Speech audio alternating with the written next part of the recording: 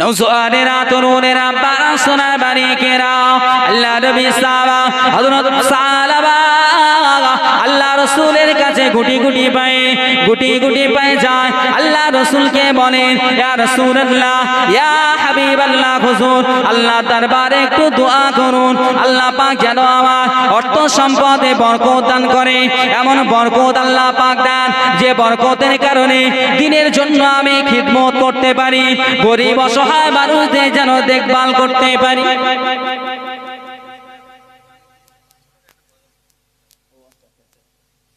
আমার একজন চাচি আম্মা 500 টাকা দিয়েছেন, সকলে বলেন জিন্দাবাদ। একটু জোরে হয়, 500 টাকা এসে একটু জোরে হবে না? নারে তাকবীর, নারে তাকবীর, নারে তাকবীর। আমার কিছু মা বোনেরা মিলে বেশ কিছু টাকা দিয়েছে। আল্লাহ পাক কবুল করেন, হায়াতে বরকত দান করেন, শরীরগুলো সকলে সুস্থ রেখে দেন। আল্লাহ পাক দ্বীনের প্রতি সকলকে কবুল করুক, সকলে বলেন আল্লাহুম্মা আমিন। নওজোয়ানেরা বারা তরুণেরা আল্লাহর নবী সাল্লাল্লাহু আলাইহি ওয়াসাল্লাম সাহাবাকে বলতে থাকেন, সাহাবা অর্থ সম্পদ বেশি চাইতে যেও না, কেননা আমি রাসূলুল্লাহ, আমাকে দেখে তুমি শেখো, আমাকে দেখে তুমি বোঝো, কারণ আমি রাসূলুল্লাহ। আল্লাহ পাক এত বড় নিয়ামত আমাকে দিয়েছেন, এত বড় হিকমত আমাকে দান করেছেন। আমি রাসূলুল্লাহ আখিরি জামানার পয়গম্বর। আমি যদি আল্লাহ পাকের দরবারে চাই, আমি আল্লাহ পাকের দরবারে আরজু করি, আল্লাহ পাক রব্বুল আলামিন গোটা মক্কা বড় বড় পাহাড়গুলো, মদিনার বড় বড় পাহাড়ের মতো পাহাড়গুলো সোনায় পরিণত করে দিয়ে আমি হাবিবুল্লাহ আমার পিছনে লাগিয়ে দিতে। একটু জোরে হবে না? আর একটু জোরে হবে না? আল্লাহ রাসূল বলছেন, আমি যদি চাইতাম আল্লাহর কাছে, আল্লাহ পাক এই পাহাড়গুলোকে সোনায় পরিণত করে দিত। আর এই পাহাড়গুলো সব হুজুর আসলে বলবে, পাহাড়গুলো আমার পিছনে পিছনে ঘুরত।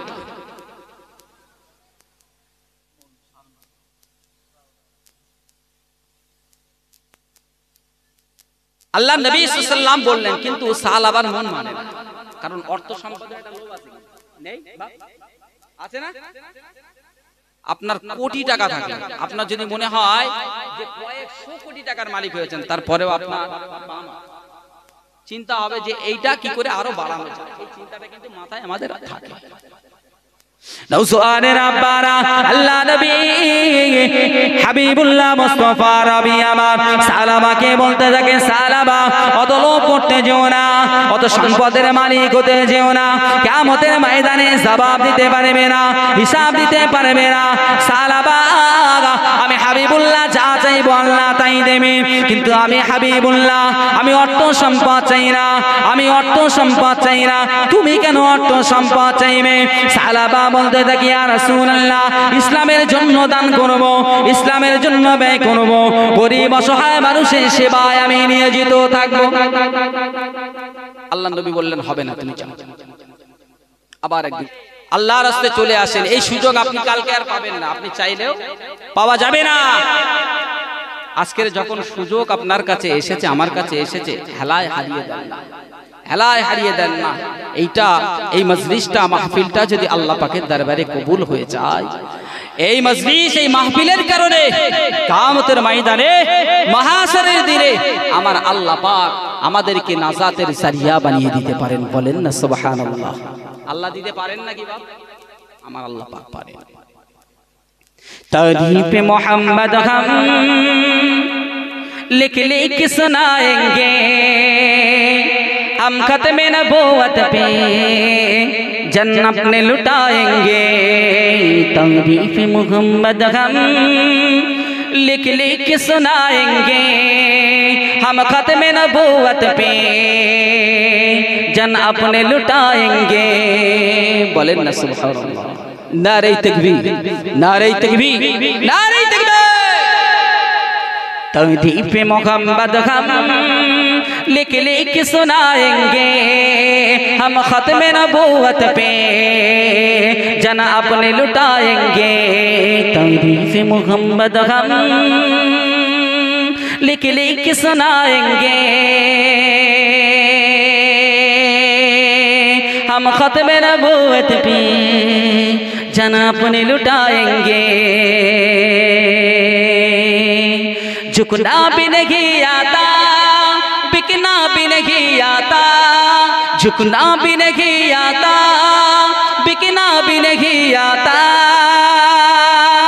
हम जान लुटाएंगे डरना भी नहीं आता আর একটু জোরে হবে না একটু তাকবীর দেন না সবাই মিলে নারায়ে তাকবীর নারায়ে তাকবীর নারায়ে তাকবীর झुकना भी नहीं आता बिकना भी नहीं आता झुकना भी नहीं आता बिकना भी नहीं आता हम जान लुटाएंगे डरना भी नहीं आता तारीफ मोहम्मद हम लिख लिख सुनाएंगे हम खत्म नबूवत पे जान अपने लुटाएंगे दोहराएंगे हम फिर से तारीख यामाम को इश्क नबी का क्या बतलाएंगे दुनिया को हम जज्बाए ईमानी को हम जज्बाए ईमानी को दुनिया को दिखाएंगे हम खत्म नबूवत पे जन अपने लुटाएंगे अरे একটু জোরে হবে না আরে একটু জোরে হবে না সুবহানাল্লাহ तारीफ मोहम्मद हम लिख लिख सुनाएंगे हम खत्म नबूवत पे जन अपने लुटाएंगे तारीफ मोहम्मद हम लिख लिख सुनाएंगे हम खत्म नबूवत पे जन अपने लुटाएंगे झुकना भी नहीं आता बिकना भी नहीं गाता झुकना भी नहीं गाता बिकना भी नहीं गाता हम खत्म नबूवत पे डरना भी नहीं गाता आका की मोहब्बत में आका की मोहब्बत में हम सर को कटाएंगे अरे कुछ रखा ना सुभान अल्लाह अरे कुछ रखा ना आका की मोहब्बत में आका की मोहब्बत में हम सर को कटाएंगे हम खत्म नबूवत पे जन अपने लुटाएंगे तारीफ मोहम्मद हम लिख लिख सुनाएंगे हम खत्म नबूवत पे जन अपने लुटाएंगे झुकना भी नहीं आता बिकना भी नहीं गाता झुकना भी नहीं गाता बिकना भी नहीं गाता हम जान लुटाएंगे डरना भी नहीं आता बोले ना सुभानअल्लाह नारे तकबीर नारे तकबीर सिलसिला हक मुसाद्दिदुल ज़मा सिलसिला हक मुसाद्दिदुल ज़मा नारे तकबीर ना নিজের প্রতি হবে আপনাকে একটু তাগিদ দেওয়ার জন্য আপনারা সবাই বুঝদার আপনারা সবাই জানেন সুদ খালি কি হবে ঘুষ খালি কি হবে জিনা করলে কি হবে ব্যভিচার করলে সবাই জানেন শুধু একটু স্মরণ করিয়ে দেব আমি কি ভুল বললাম এখন জলসা কিছু স্মরণ করিয়ে দেওয়া যদি নিজের ভিতরে থাকা ইবলিসটা যদি একটু দূরে চলে যায় এই স্মরণ করিয়ে দেওয়া এখন এই ধরনের মজলিস আল্লাহ করে হওয়ার প্রয়োজন আছে কি নেই বাপ আছে তো আমি একটা ছোট্ট দাবি আপনাদের কাছে করব আমি শেষ করার পূর্বে একটা দাবি আপনাদের কাছে করি কোনো প্রতিশ্রুতি নয় আপনারা যে যেমন পারেন নগদে 200 500 1000 যদি এই মাহফিলটার জন্য আমার জন্য আমি নিয়ে বাড়ি যাব না যদি আপনাদের কাছে থেকে থাকে আল্লাহর রাস্তায় মজলিসের জন্য অনুষ্ঠানের জন্য আল্লাহর রাস্তায় দান করে একটু শরীক হন আগামী বছর যাতে এই মজলিসটা সুন্দরভাবে চলে কায়েম থাকে এর দ্বারাই মানুষ উপকৃত হয় মানুষ শরীয়তের কথা শুনে দ্বীনের কথা শুনে দেখেন একটা ঘটনা বলি আমার ভাই যেহেতু এখনো আসেনি আসলে ছেড়ে দেব ইনশাআল্লাহ তবে একটা ঘটনা ছোট ঘটনা আপনাদের বলি আমরা দেওয়ার মতো ব্যক্তি অনেক থাকি নাকি অর্থশীল লাখপতি কোটিপতি বা মোটামুটি মধ্যবিত্ত পরিবার চাইলে 500 টাকা 1000 টাকা একটা কোরআনের মজলিসের জন্য একটা ইসালে সওয়াবের জন্য দিতে পারে, কিন্তু আল্লাহ তাদের হয়তো অন্তর ছোট রাখে, তারা দেয় কার্পণ্যতা করে, কৃপণতা করে। কৃপণ ব্যক্তিকে আমার আল্লাহ পছন্দ করে না। আল বখিলু লা ইয়াদখুলুল জান্নাহ, রাসূল বলেছেন বখিল কৃপণ যারা, তারা আল্লাহর দয়ার জান্নাতে যাবে না। আপনার মাশাআল্লাহ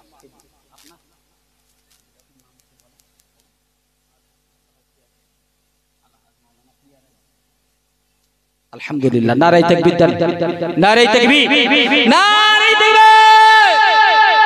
আমার বাবু আমার পাশেই বসে আছেন, আল্লাহ সভাপতি, মাশাআল্লাহ মাশাআল্লাহ, আমার সভাপতি বাবু আল্লাহ পিয়ার আলী শেখ, আমার বাবাজি 100 টাকা দিয়েছেন নগদ। আপনারা খুশি না বেজার? আপনারা খুশি তো? একটু খুশিতে তাকবীর দান দেখি, নারায়ে তাকবীর, নারায়ে তাকবীর। একটু আল্লাহর রাস্তায় সকলে আপনাদের হাতটা একটু বাড়াবেন, আমি বেশি দাবি করি না, আল্লাহর রাস্তায় দেবেন।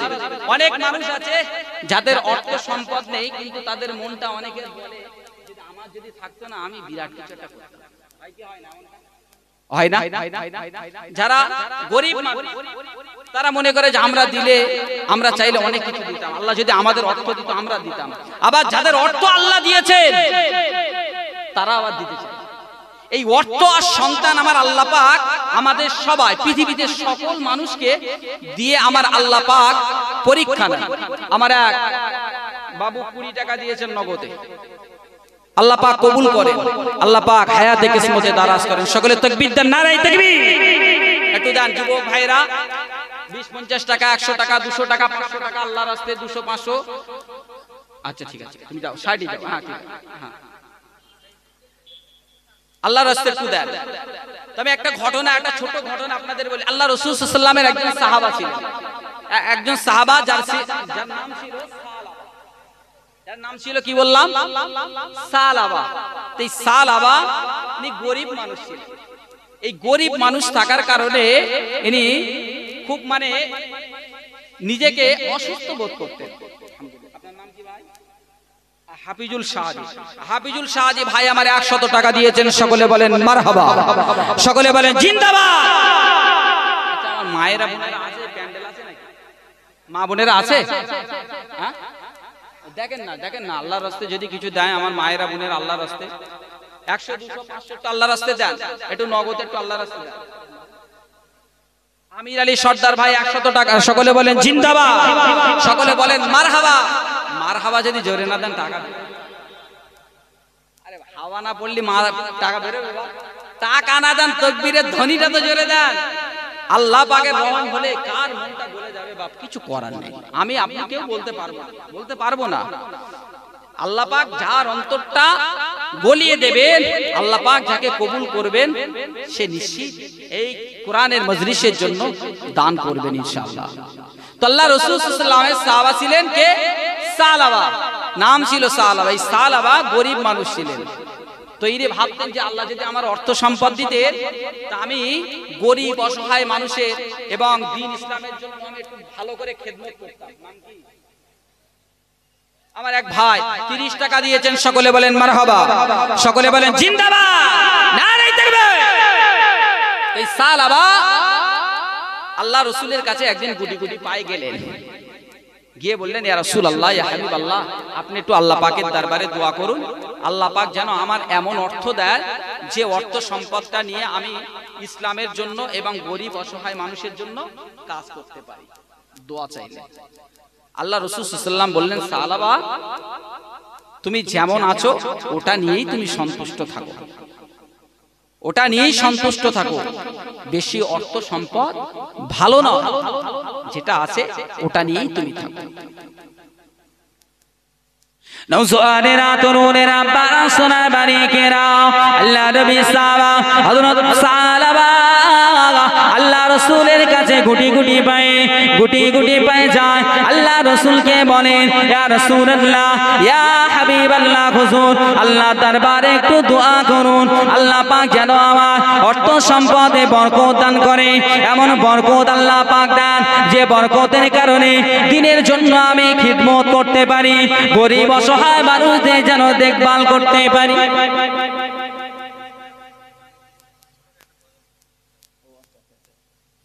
আমার একজন চাচি আম্মা 500 টাকা দিয়েছেন সকলে বলেন জিন্দাবাদ একটু জোরে হয় 500 টাকা এসে একটু জোরে হবে না নারে তাকবীর নারে তাকবীর নারে তাকবীর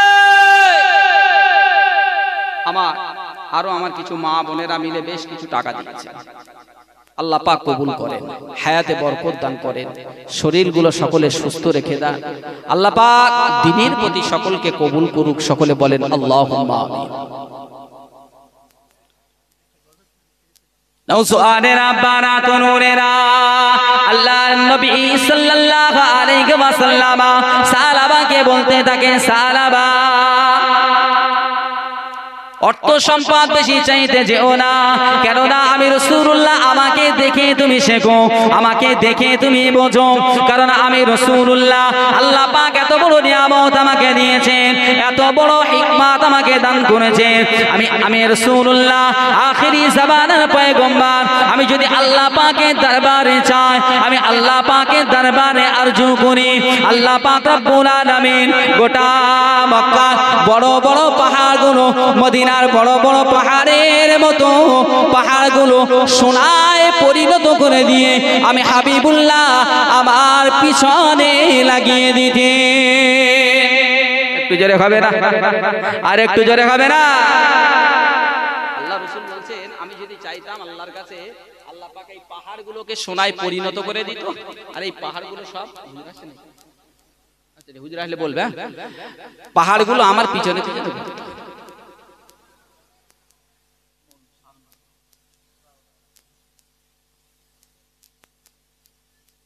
আল্লাহ নবী সাল্লাল্লাহু আলাইহি ওয়াসাল্লাম বললেন কিন্তু সাহাবার মন মানে না কারণ অর্থ সম্পদের একটা লোভ আছে নেই আছে না আপনার কোটি টাকা থাকে আপনার যদি মনে হয় যে কয়েকশো কোটি টাকার মালিক হয়েছেন তারপরেও আপনার চিন্তা হবে যে এইটা কি করে আরো বাড়ানো যায় এই চিন্তাটা কিন্তু মাথায় আমাদের থাকে নওসুআনেরা বারা আল্লাহ নবী হাবিবুল্লাহ মুস্তাফা রবি আমার সাহাবাকে বলতে থাকে সাহাবা অত লোভ করতে যেও না অত সম্পদের মালিক হতে যেও না কিয়ামতের ময়দানে জবাব দিতে পারবে না হিসাব দিতে পারবে না সাহাবা আমি হাবিবুল্লাহ যা চাইবো আল্লাহ তাই দেবে কিন্তু আমি হাবিবুল্লাহ আমি অর্থ সম্পদ চাই না আমি অর্থ সম্পদ চাই না তুমি কেন অর্থ সম্পদ চাইবে সাহাবা বলতে থাকি ইয়া রাসূলুল্লাহ ইসলামের জন্য দান করব ইসলামের জন্য ব্যয় করব গরিব অসহায় মানুষের সেবায় আমি নিয়োজিত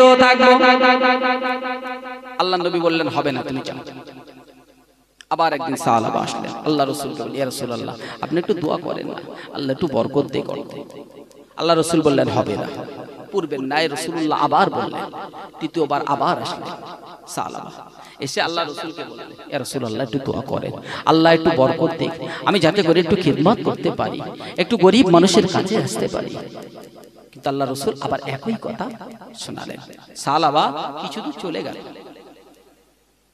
ও মুসলমান ঘরে ছেলেরা মেয়েরা আমার বাপেরা আমার মায়েরা বোনেরা আল্লাহ নবী হাবিবুল্লাহ যখন সাহাবাকে বলতে লাগে সাহাবা এমন লোভ করো না এমন আশা তুমি করো না ওই সময় সাহাবা রাসূলুল্লাহর কাছ থেকে নিরাশে ফিরে যাচ্ছে কিছু দূর যাওয়ার পরে আবার রাসূলুল্লাহর কাছে আসলে রাসূলুল্লাহকে জিজ্ঞাসা করে ইয়া রাসূলুল্লাহ আপনি কি একটু দোয়া চাইবেন না আল্লাহ রাসূল হাবিবুল্লাহ সাহাবার জন্য দোয়া চেয়েছিলেন সাহাবার জন্য দোয়া চেয়েছিলেন সাহাবা তুমি যখন সন্তুষ্ট থাকবে না তুমি যখন আল্লাহর প্রতি খুশি থাকবে না এই অর্থের প্রতি তুমি সন্তুষ্ট থাকবে না আমি হাবিবুল্লাহ দোয়া চেয়ে দিলাম হাবিবুল্লাহ তোমার জন্য আমি আল্লাহ দরবারে দরখাস্ত রাখলাম আল্লাহ পাক তোমার অর্থ তোমার সম্পদে বরকত দান করুন বলেন না সুবহানাল্লাহ আচ্ছা রাসূল যদি দোয়া করে সেই অর্থে বরকত হবে না কমবে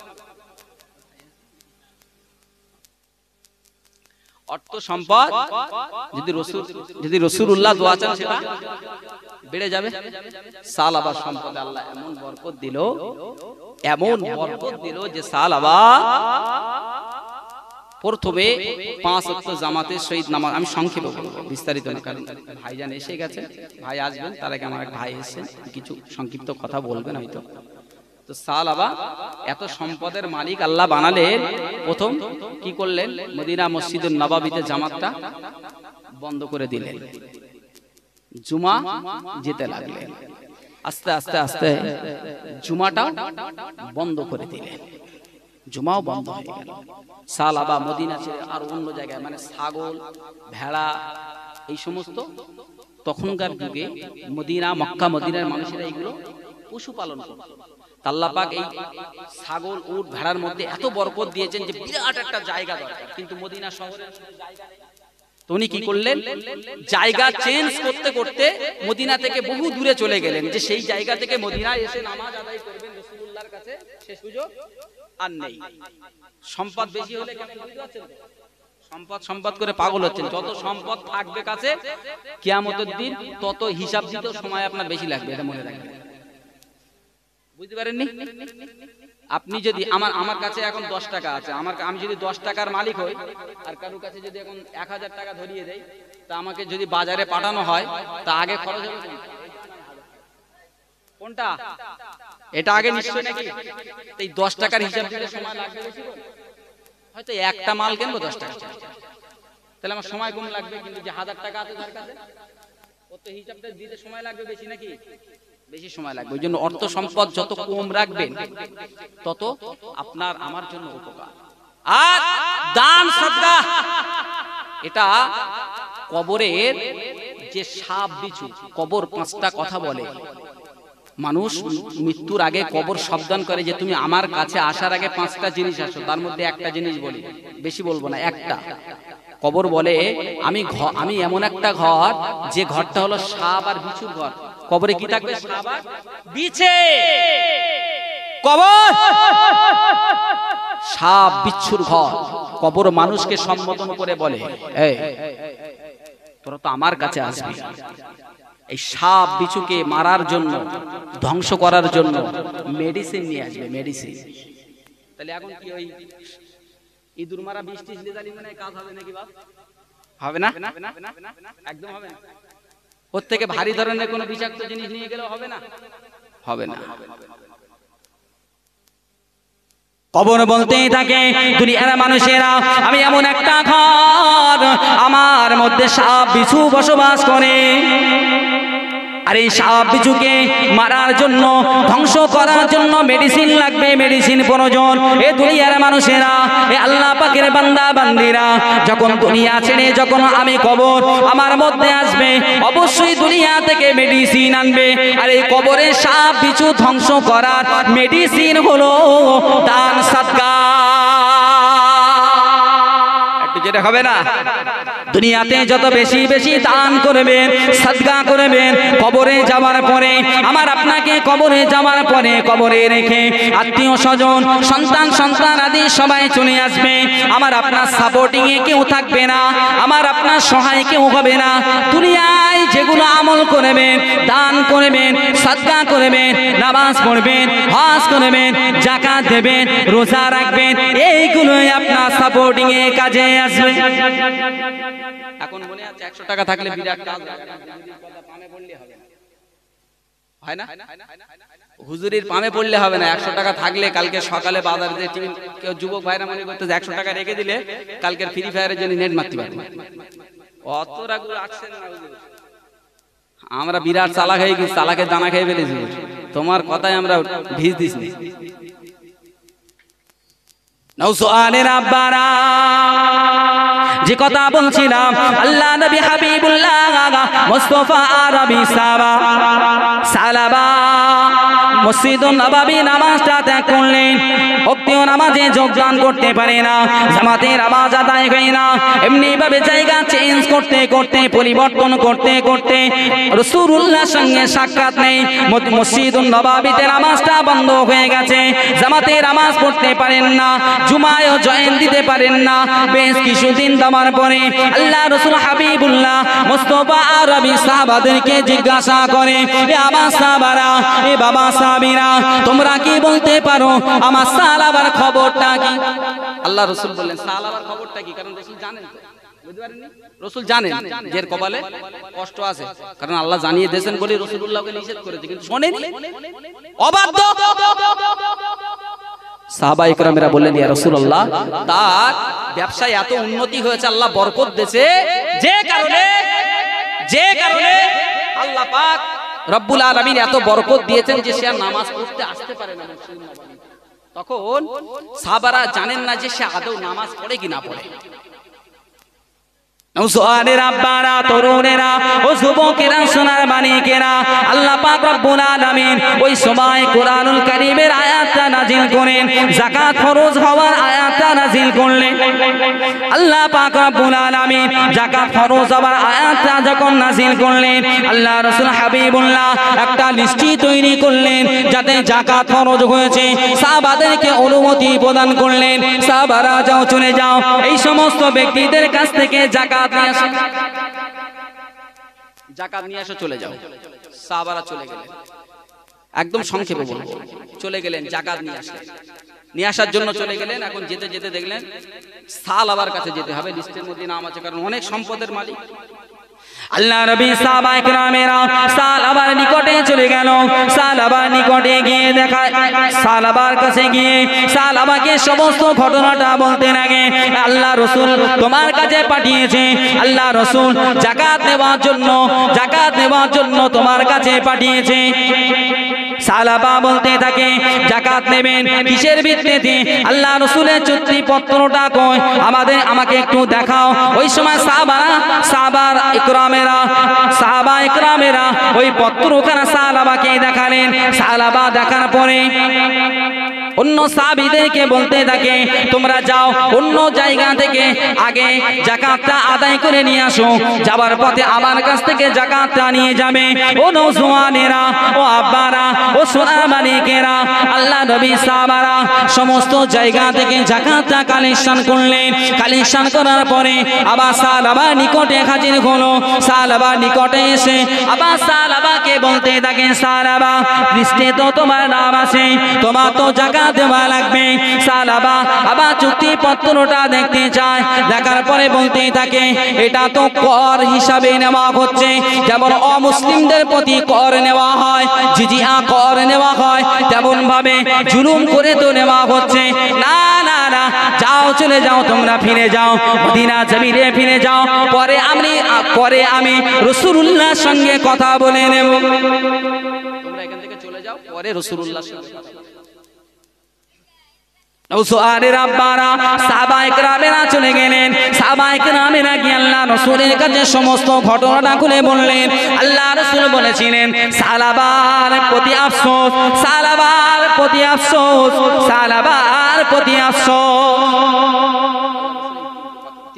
এই কথাটা তিনবার বলেছেন যে সালাবার প্রতি আফসোস, কারণ ওই যে রাসূলুল্লাহর নির্দেশ মেনেছে, রাসূলুল্লাহর নির্দেশ মানে। নওজোয়ানের আব্বারা, তরুণেরা, আল্লাহ পাক রব্বুল আলামিন কতটা ওয়ারাজি হয়েছেন, অখুশি হয়েছেন সালাবার প্রতি ওয়ারাজি হয়েছেন যে আল্লাহ পাক এত সম্পদের মালিক বানিয়েছে, এত সম্পদ দান করেছেন, এত বরকত ঢেলেছেন। সেই আল্লাহ পাক সালাবার প্রতি অখুশি হয়ে কোরআনুল কারীমের আয়াত নাজিল করে হাবিবুল্লাহকে জানিয়ে দেয়, মুস্তাফা আরবিকে জানিয়ে দেয়, এ আমার হাবিব বন্ধু দোস্ত, ওই সমস্ত ব্যক্তিরা ওই সমস্ত ব্যক্তিদের জন্য কঠিন শাস্তির কথা শুনিয়ে দাও যারা আমি স্রষ্টা আমার কাছে অঙ্গীকারবদ্ধ প্রতিশ্রুতিবদ্ধ যে তারা অর্থ সম্পদ পাওয়ার আগে আমার কাছে ওয়াদা করেছিল আমার শরীয়তের জন্য কাজ করবে, আমার দ্বীনের জন্য কাজ করবে এবং গরিব অসহায় দুঃখী মানুষের জন্য কাজ করবে। কিন্তু দেখা যায় যখন যারা অর্থ সম্পদের মালিক হয়ে যায় তাদের অর্থে যখন আমি আল্লাহ বরকত ঢেলে দেই পরে তাদের প্রতিশ্রুতি তারা ভঙ্গ করে দেয়। ওদেরকে সাবধান করে দাও। আল্লাহ রাসূল সাল্লাল্লাহু আলাইহি ওয়াসাল্লাম এই আয়াতে কারিমাটা যখন সাহাবা একরামদেরকে বললেন সাথে সাথে ওই সালাবার একজন আত্মীয় ওই মজলিসে উপস্থিত ছিলেন। আল্লাহ রাসূল যখন এই ঘটনাটা পুরো বললেন,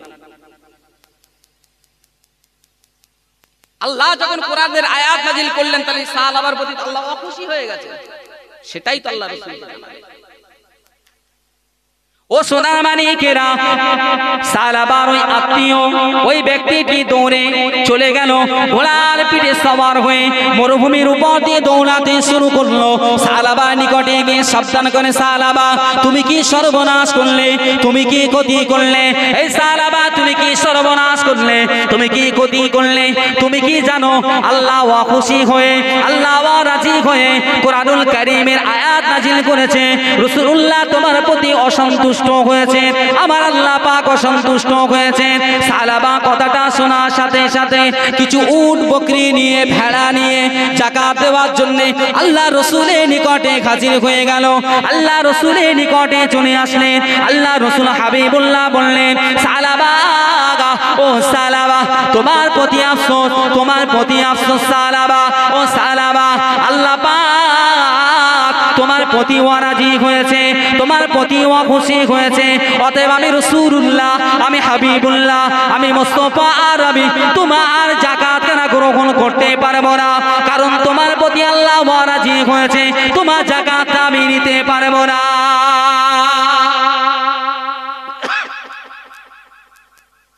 যাকাত দিলেন না। ওই সালাবা যাকাত দেওয়ার জন্য আমরা অনেকে আছি, যাকাত দিতে আমরা খুব কণ্ঠবোধ করি। আল্লাহ কতটা অসন্তুষ্ট হয় কি বলবো, সময় সংক্ষেপ হয়েছে ওদিকে যাচ্ছি না। ওই সালাবা আল্লাহ রাসূল দুনিয়া ছেড়ে চলে গেলেন, হযরতে আবু বকর সিদ্দিক রাদিয়াল্লাহু তাআলা আনহু খলিফা হলেন, তার কাছে আসলেন যাকাত দেওয়ার জন্য। আবু বকর সিদ্দিক বললেন আমি দিতে পারবো না, নিতে পারবো না। রাসূলুল্লাহ যেখানে গ্রহণ করেন না আমি কে? হযরত ওমর বললেন আমি পারবো না। হযরত উসমান গনি রাদিয়াল্লাহু তাআলা আনহুর কাছে আসলেন, তিনিও নিলেন না। ওই সময় ওই খেলাফতের সময় তিনি দুনিয়া ছেড়ে চলে গিয়েছিলেন। অতএব আল্লাহ যদি অখুশি হয় যাবে না। অতএব আল্লাহকে রাজি রেখে কাজ করতে হবে, আল্লাহকে খুশি রেখে কাজ করতে হবে। যাই হোক আমি শেষ করবো, অনেক সময় চলে গেছে। আমার একজন আম্মা 500 টাকা দিয়েছেন একটা গজল শোনার জন্য, আমার সময় অনেক হয়ে গেছে, কি বলবো। যাই হোক ভাই।